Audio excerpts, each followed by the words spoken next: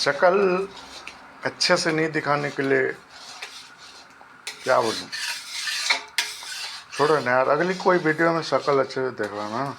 Topic पे आ जाए तो टॉपिक ऐसा है, दो तरह के गुलाम होते हैं। एक प्रकृति के गुलाम, दूसरे पैसों के गुलाम या कॉरपोरेट के गुलाम। और जो दोनों में फर्क तो पूरे ज़मीन आसमान का है।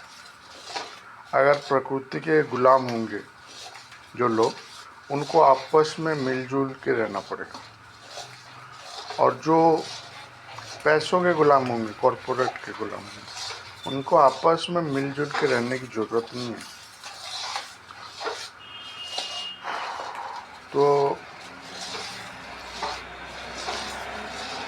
जिसको जो तरीका पसंद है वो उस तरीके से अपना जीवन यापन कर सकता है। उसमें फ्री विल है ना। ओके, अब ऐसे बता देने से हो सकता है जो समझ में ना आए। एक एग्जांपल ले लेते हैं। जैसे खाना बनाना है, तो खाना बनाने के लिए जो प्रकृति का गुलाम है वो लकड़ी के चूल्हे में जलाएगा, खाना बनेगा, मिट्टी के बर्तन लगाएगा, है ना।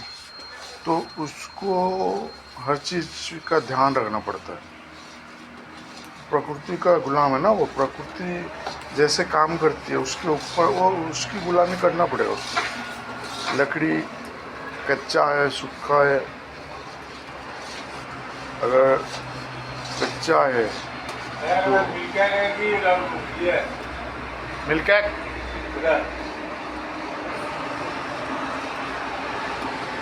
सूखा वाला अरेंज करना पड़ेगा, क्योंकि कच्चा से तो खाना नहीं पकेगा ना।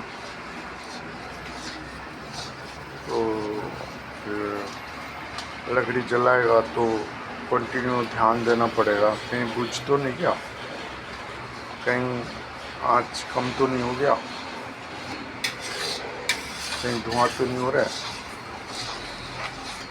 फिर मिट्टी का बर्तन होगा तो सतर्क होकर यूज करना पड़ेगा बर्तन, टूट जाएगा नहीं तो उसमें भी ध्यान रखना पड़ेगा। कुल मिला के बहुत सारा ध्यान रखना। प्रकृति के गुलाम और जो कॉरपोरेट के गुलाम होते हैं, उनको क्या है, जैन तैन तरीके से पैसे कमाना है। और पैसे से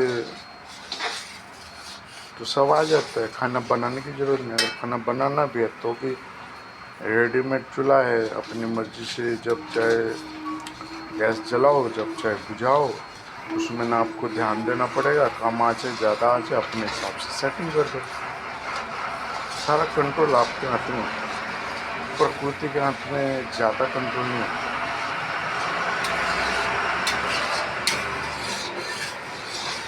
लेकिन जो स्वास्थ्य के लिए अच्छा है वो तो प्रकृति के गुलाम को ही मिलेगा, कॉरपोरेट के गुलाम को नहीं मिलेगा। अब प्रकृति के गुलाम जो है वो गाय को चराने लेने जाना पड़ता है, कॉरपोरेट को गुलाम को गाय को चराने की ज़रूरत नहीं। ऐसे ही घर बैठे दूध दही पनीर सब मिल जाता है। प्रकृति के गुलाम को हाँ दूध देना पड़ता है, सब करना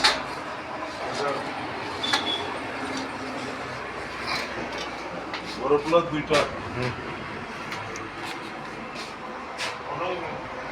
हाँ